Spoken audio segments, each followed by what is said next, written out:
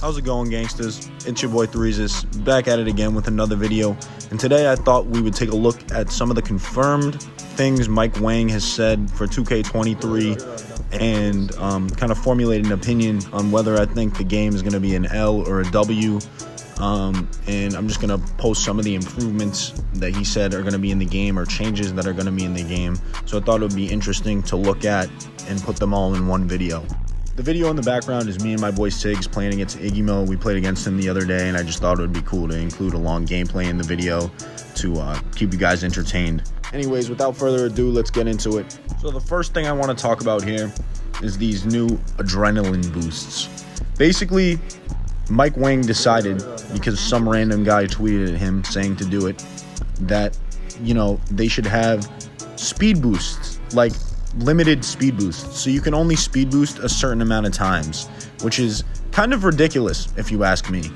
Basically, you know, you can do like, I think 2 or 3 speed boosts, and then you just can't speed boost at all. Every possession, which is ridiculous. Why would anybody think that this is a good idea? The only people that think this is a good idea is people who can't dribble. That's a fact, bro. Some random bum with like a 50 win percentage just randomly decided, hey, this is a great thing to suggest, you know, because I can't dribble and I'm terrible. Decided to ask Mike Wang, and he just decided to do it. I don't know why. I don't know what they're going for by adding this, but this is clearly an L. I mean, I understand people think, oh, you know, the dribbling should be realistic, this and that, blah, blah, blah. Like, people abuse the speed boost. Bro, people abuse the speed boost because it's the best way to score. It makes the game fun. You know, it's like, a 2K doesn't have to be realistic to be fun. People don't understand that. Look at 2K19. That game wasn't realistic at all. You know, people were dexing around the court and, like, you know, stretches were shooting over everybody. Not like I just did there. Don't pay attention to that. But people were shooting over everybody. There's post scorers everywhere. You know, lockdowns were shooting threes consistently. Bro, the game was fun. That was, in my opinion, the most fun 2K I've ever played. And I've played 16, I've played 17. I feel like 19 was the most fun 2K because of just how unrealistic and arcadey it was. And the dribbling was so good, too. I mean, bro, adrenaline boost, like limiting speed boost, that's a terrible idea. I don't know why they decided to put that in the game. So, yeah, it's just dumb. And also, before you ask, it's for both gens. The speed boost meter is on both gens this year, which is absurd. Next, I want to talk about full whites. Basically, you're going to have to green all your shots to shoot consistently, and whites won't drop like they do in 2K22, which I'm pretty much already used to. I mean, I just play 21 next gen because I can't stand 22 on both gens. So in 21 next gen, like, you'll probably hit a full white, I'd say 10 to 20% of the time. And if you get a full bar, it gives you like a certain animation, and you never make a full bar. It like never goes in. I've only seen a full bar go in once, probably once or twice in like the thousands of games I've played, and that's good. That's how it's supposed to be. You should have to green your shots to shoot consistently. That's how it works. I mean, honestly, this is a big W. I would say it's a W because bums hitting full whites should not be in the game. Shooting should be a skill-based thing. It should not be like, oh, you know, sometimes I make a bunch of whites and I win games. Like, nobody should be winning games off hitting full whites. So, W Mike Wang, this is a good addition. Next, I want to talk about the height requirements for jump shots. I think it was if you were 6'9" and above, you didn't gain access to certain jump shots like Dante Exum, jump shot 98, you know, base 3, all those jump shots that everybody wants to use, the best jump shots in the game. You couldn't get them because you were classified as a quote-unquote big man. So, like, I don't really know why they would take it one step further and literally have certain, like, rating and height requirements for each individual jump shot. I don't know. I just think that's dumb. I kind of like the fact that big men had to... Actually, I think big men could use jump shot 3 back then. They could use jump shot 3. But my point is, jump shots were put into 2 categories.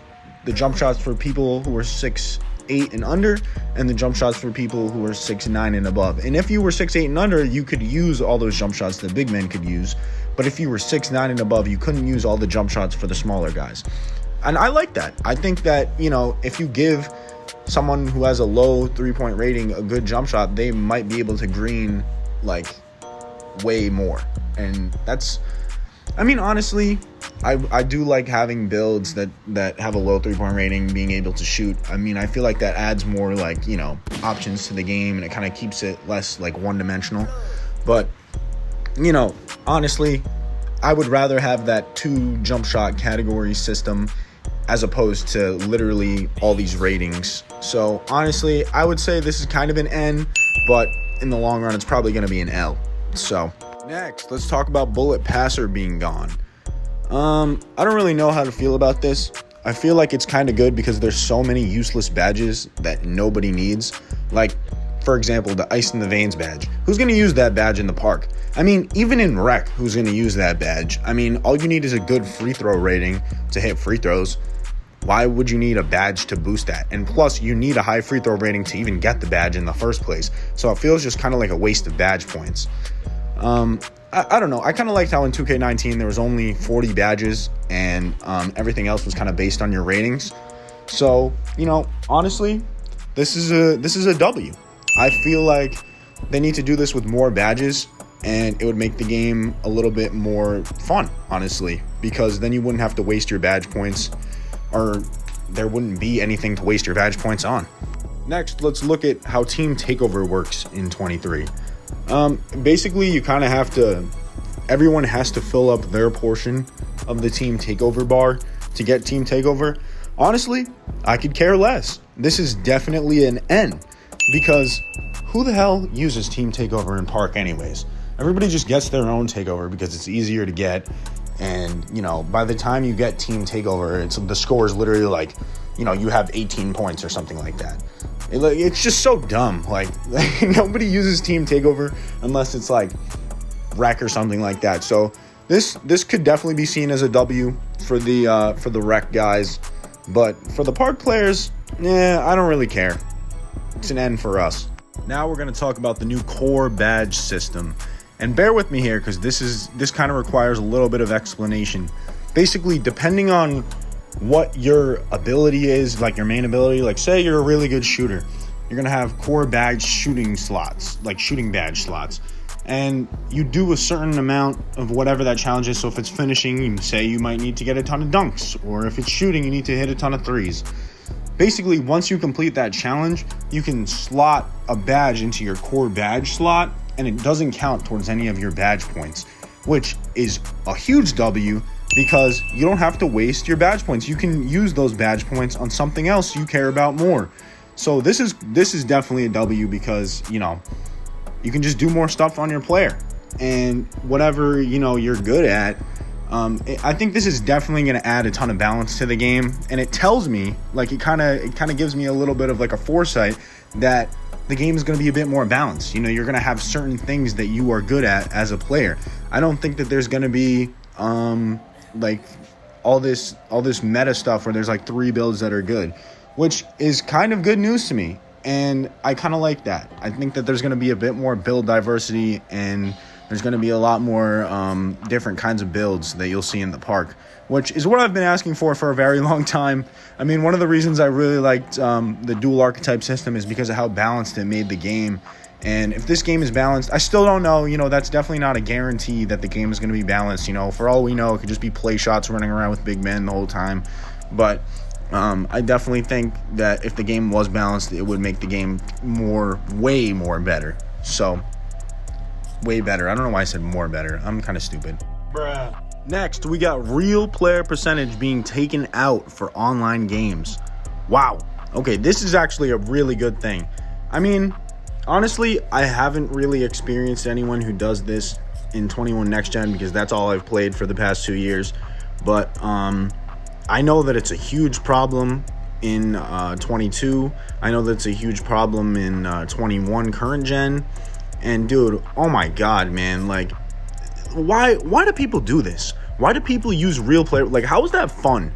I know what it does. Basically, you know, it uses your ratings or your, you know, players' percentage on threes to hit threes. So you don't have to time your shots. You know, basically it times your shot for you. You can't green, but, you know, sometimes a lot of your shots can go in. And it's basically like the ultimate, like, bitch move.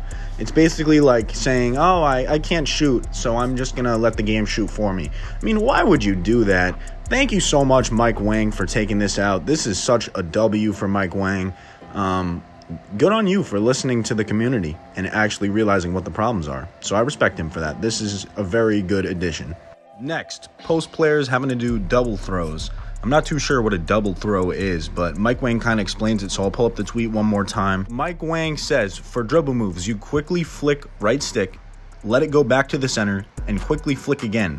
For shots, you flick right stick, let it go back to the center, and then quickly move it and hold it. You can either double throw in the same direction twice or one way and then the opposite. I still have no idea what this means, but I'm guessing it adds another level of difficulty to dribbling and also to post moves. It's kind of a bad explanation, but I'm just going to assume that it means that post moves are a little bit harder to do and also dribble moves. So I don't really know. I would say this is an N for dribbling, but for post moves, W, because post moves, honestly, I'm not going to hate and say that post scoring is easy because it does take skill, but I feel like it should take more skill to be good at post scoring. And don't get me wrong, I think these post scorers are still going to be out here doing good and learning the new ways to post score and dominating, but I think there should be an extra level of difficulty to it.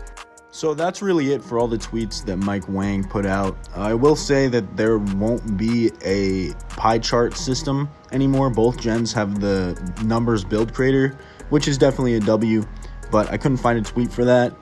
So yeah, hope you guys enjoyed the video. Like and subscribe, and see y'all next time.